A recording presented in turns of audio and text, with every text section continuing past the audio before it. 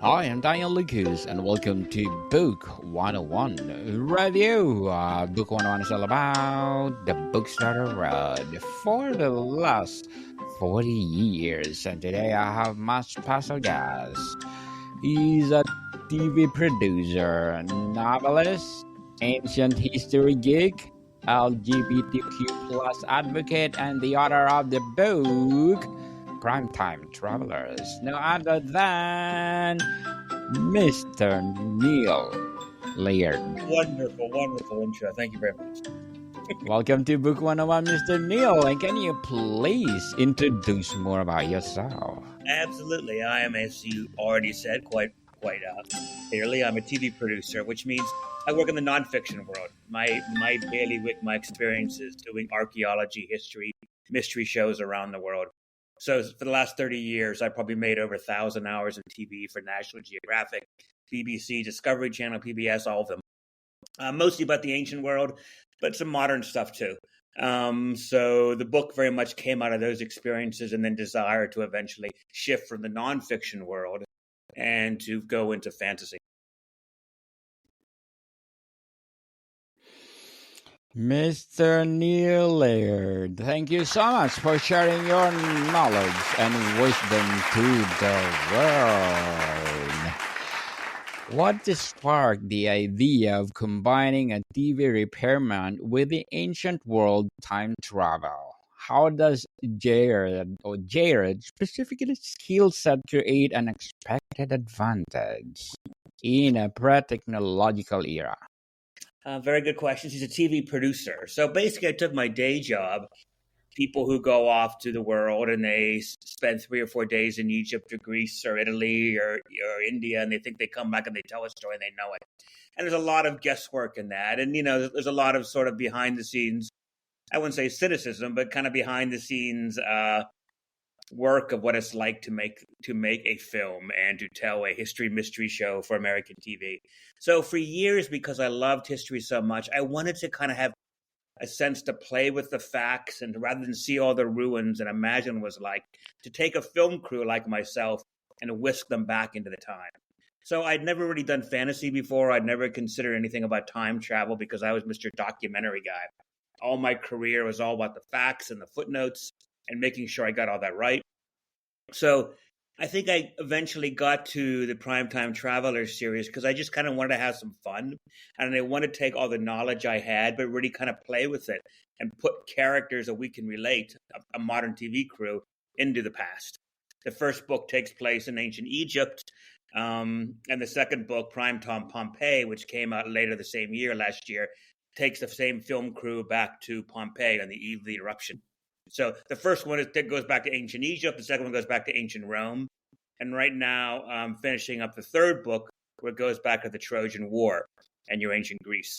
So it's a kind of a fun way for me to talk about all the things that I have known and studied and obsessed with over the last 30, 40 years, and to bring them into a populist light.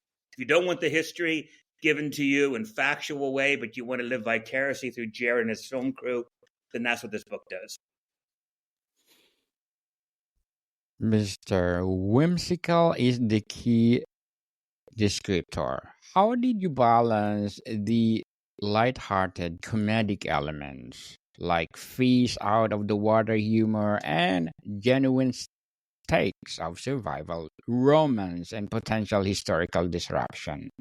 It's a very good question. And of course, it's a tough balance because they're obviously, particularly with Pompeii, the second book, they are going down. They're going to a place where thousands of people are going to die. It's very much like a disaster movie we watched as a kid. The Poseidon Adventure or all the airplane movies.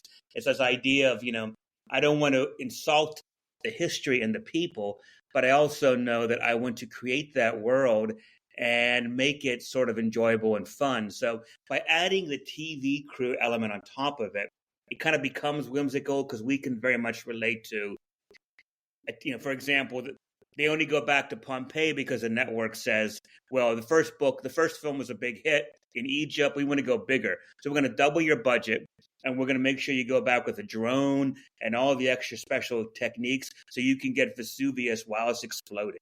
Yeah. And they all want to win an Emmy. So it's very much kind of a parody of what television and media is like. It taps into our culture of social media and podcast and TikTok and everything, where we want to be the first to capture it for our own glory, but yet we're using ancient history to do it. So I think by adding those whimsical elements, I was able to hopefully still balance great drama in both the books, but also pull back and then have scenes that are lighthearted, where it's an adventure. I suppose if there's any inspiration, you think about the Indiana Jones movies. In a way, when you watch the Indiana Jones movie or some of those action adventure movies, there is real drama there and real cliffhangers. But at the end of the day, there's a lighthearted touch to it. There's a sense where while it's still tense, it's not dark. It's not menacing. It still has a sense of fun, which keeps the pages turning, hopefully, and also make you realize you're in for a good romp. I want to bring the ancient world to life. I love the ancient world. A lot of people look at it and say, oh, how boring. I don't care about the Trojan War. I don't care about ancient Egypt and the pharaohs and the mummies. That sounds like history school or Sunday school stuff. And I want to get people excited about that so they can stand there and they can imagine what it's like. In the first book, the key second part of the book is the film crew has to go into the Duat, which is the 12 hours of the underworld, to retrieve a lost mummy, or they don't get back home. So I studied mythology for so long, I know each of the 12 gates. In the Egyptian underworld, each hour of night is a different gate that the pharaoh or anybody who's mummified has to pass through before the sun rises again. And any one of those gates that they can't get past, they get stuck there, and the sun never rises for them, and they're dead forever. So I use that mythology as a fun set piece for the film crew to try to go through it and see if they can outwit all the monsters and all the pharaohs and all the mummies to see if they can rise again. So, it's a way to bring mythology. It's a way to bring history. It's a way to bring ancient history and epic poems like Homer into a populist way where people can enjoy them without feeling they're having to think too hard.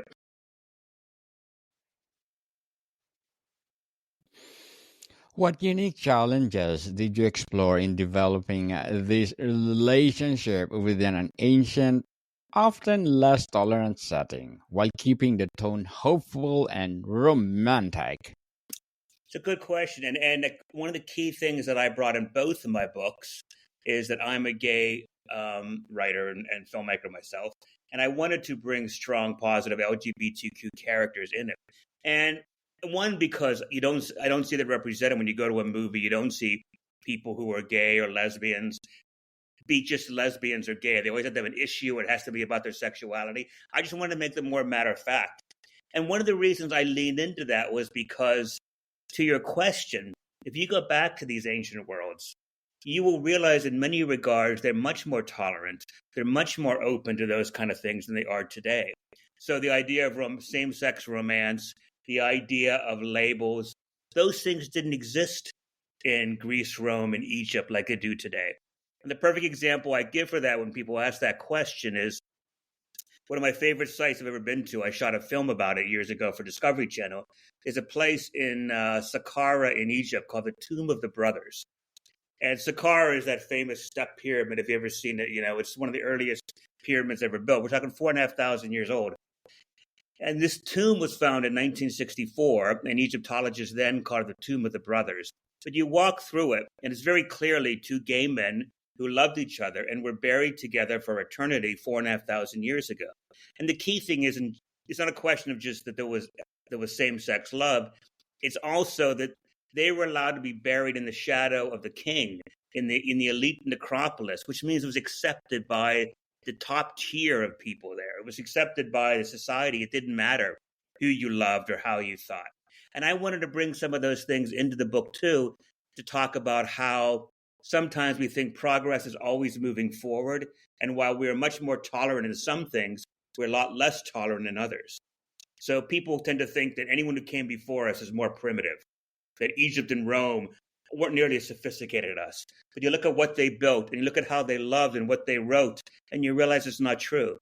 They were just as open in some ways, and they were, of course, closed off in others. Slavery was everywhere. So clearly it wasn't like us a Shangri-La. But I wanted to talk about the things that people didn't know about the ancient world and humanize them and make them feel much more relatable to people today, so it doesn't feel so mystifying.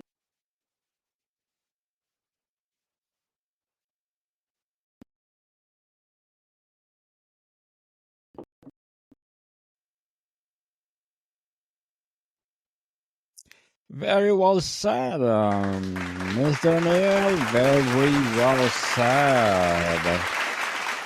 And what are the rules or delightful absurdities governing the portal travel in this story? And how does the mechanics influence the plot and Jared's choices?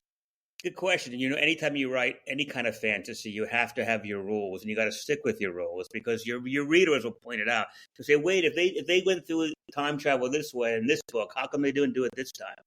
So the whole setup here is if you go to an ancient Egyptian tomb, there's things called false doors in the tombs, and they're wonderful because in a way it already is a portal to the past. Particularly in the Old Kingdom, you go into the tombs and you will see a fake door carved into the wall. It'll have lentils, it might have a door like it's opening, but really it's just hard stone. And what that is when the person who's dead goes to the other world, the duat, they can still come through this false door and come back into the living world. That's what a mummy is for.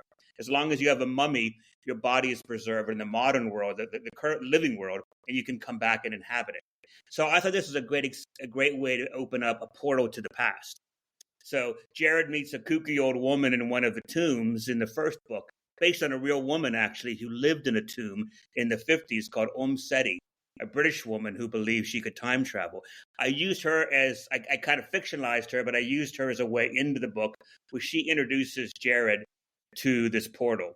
And as long as there's somebody other side waiting for you and you can get back and forth, then someone opens the door for you. Now, the complications ensues, particularly in the first book, is if no one is there on either side, the door closed shut and you can't get back. So that obviously, so in the first book, gets pulled away from the tomb and she can't be there to let them back, so they have to find another portal somewhere else to go to. And the tricky thing about all of this, of course, it's all fantasy, but I base this as much as I could again on the history and mythology of the time. So in the second one, which is ancient Rome, which comes much later, of course, the Egyptian gods are all but dead. But luckily, there are a few tombs that still worship Isis, the Egyptian god. And one of them is in Pompeii, and it has a false door.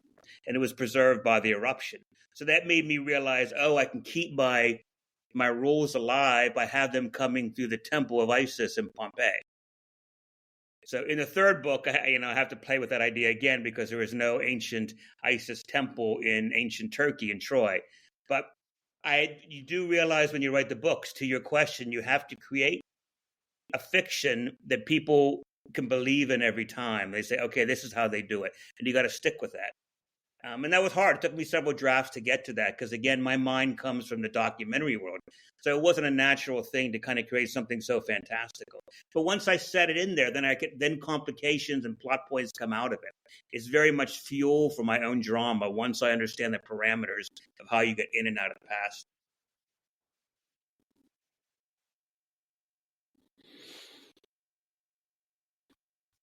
Mr. Neil, portal fantasy, romance, comedy, and historical fiction.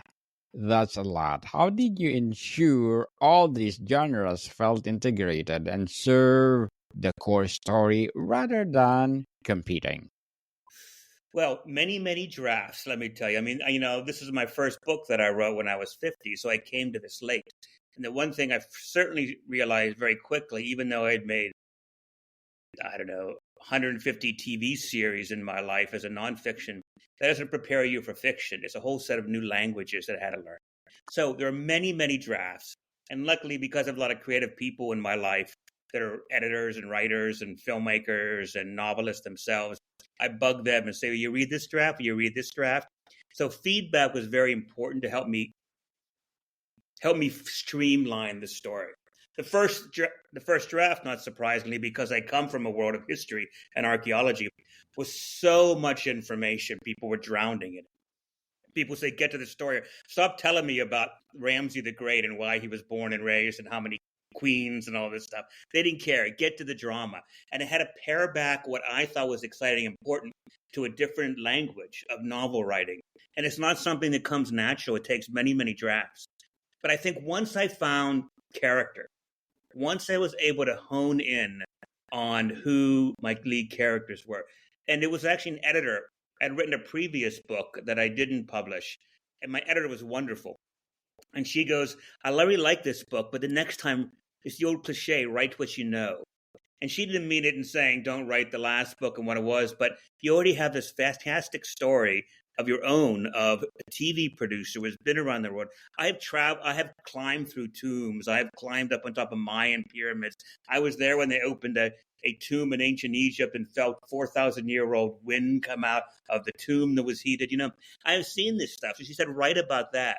So once I honed in on, the POV, the point of view, is going to be a film crew like myself, then things started to fall together. And then other stuff fell away.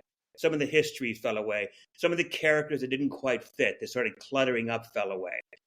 It was all about characters and each one of them having their own agency. It was a 4-person crew, a camera woman, Kara, an Egyptian sound guy, and the host, who's kind of a fake Indiana Jones, fake TV host.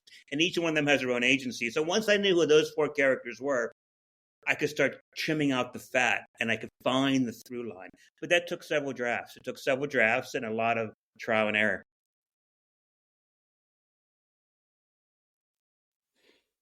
Mr. Neil, as a TV producer, novelist, ancient history geek, and LGBTQ plus advocate, as well as an author, what are your short-term and long-term goals? Well, the short-term goal was to get primetime Troy out. So of course I had to stop and do some TV work, some day work. So I've been working for the BBC and for History Channel on some projects just to get some money to pay the mortgage, and then I'll get back into the writing. So the short-term goal is to finish primetime Troy, and then I'll see how that does. The first 2 very nicely. I'll see if I continue that series, or if I wrap it up and try something else. But if you talk to other authors, as I'm sure you have, once you've been bitten by the bug of writing, it's hard to walk away from it. I'll sit there on a Sunday and say, I'm just going to relax here and watch a movie. And I've got itchy feet. I want to write. I want to go back into that world. So I'm sure I'll keep writing. I'm sure I'll keep writing novels. It may not be the Primetime Travelers series. It may not be fantasy at all. It may not be gay characters. I don't know yet. That's what came together with this strand. But I've learned so much already on this journey that I just want to keep doing it. Do my TV work during the day and continue to make films to take me back to Egypt and China and Greece and Rome. But then keep writing these novels and bringing people on board and building my base.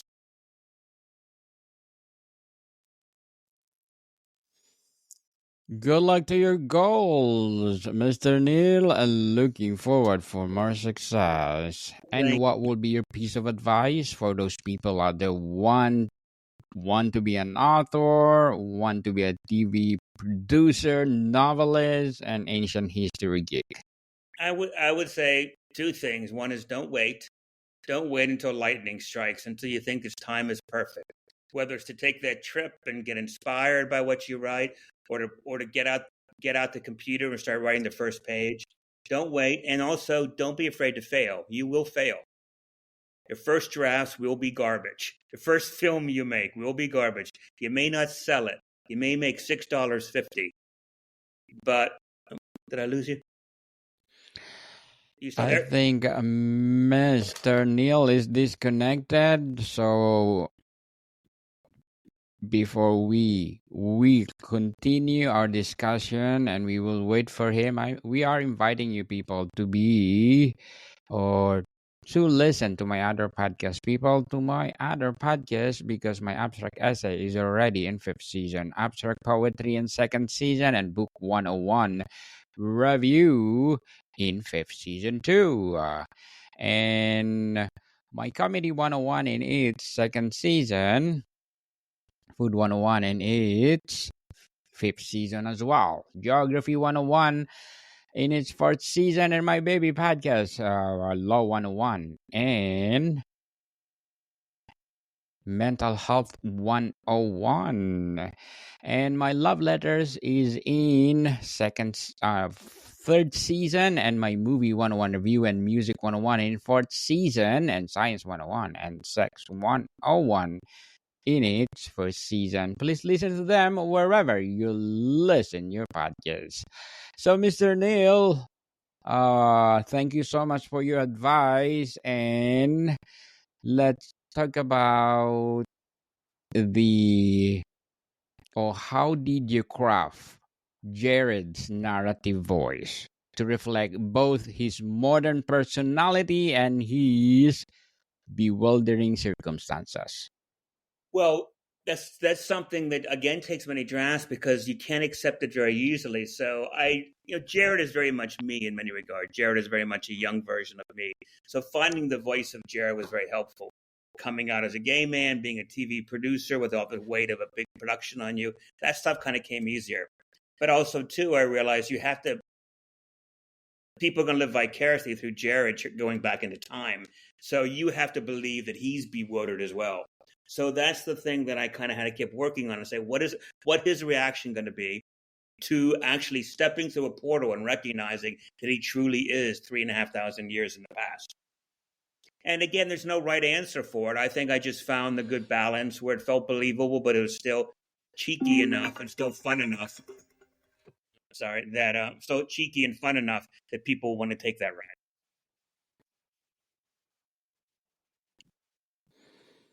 Well, Mr. Neil, before we wrap up our discussion for today, I'm inviting you people to please do grab or listen to one of my audiobooks. People, audiobooks, because my Book 101 Review Volume 3 is on Audible. Book 101 Review Volume 2 selected, and Book 101 Review Volume 1 highly recommended. These are my first episode or 100 episodes of my first season. And of course, my climate change book, Everywhere Unraveling Climate and Our Race to Restore Balance, and my self-help book, self-help books, Thread of Existence, Weaving the Tapestry of Life. Life is too short, a journey of discovering fulfillment and joy. And Stand Tall, stand together, breaking the chains of bullying. And please do listen to them. And one of the bestsellers on Audible. So, Mr. Neil, does Jared's story feel complete, or is there a potential for more adventure It's good. through time? Again, What we'll find out. other areas? I guess once I finish the third book, ask. We will find out, people. Yes. Yes, we will find out, people, if we have a prequel or sequel of Primetime Travelers. So, Mr. Neil, can you please invite our listeners to support your Primetime Travelers? Yes, please do. You can go to Amazon and pick it up, or neillaird.com, and you can find links.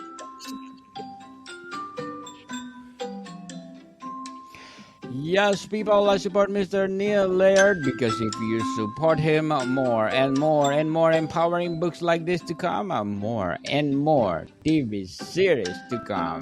So, Mr. Neil, thank you so much for your time.